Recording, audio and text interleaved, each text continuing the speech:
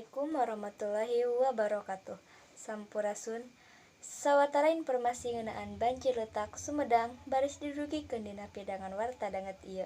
Sim kuring Pina Lestari anu baris ngadugikeun warta nu salengkepna.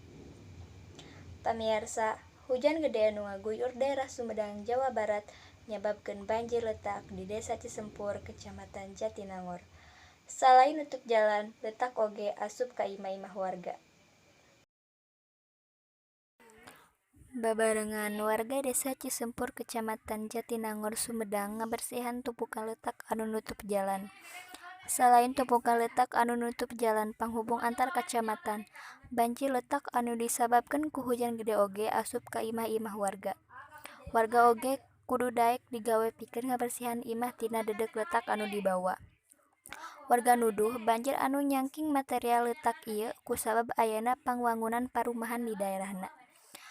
Mingon malem, jalan-jalan antar kacamatan jeung imah warga parantos bersih tina letak.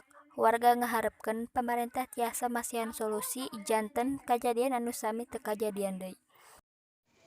Pamirsa, sakitu warta anu tiasa kapidangkeun dina danget ieu.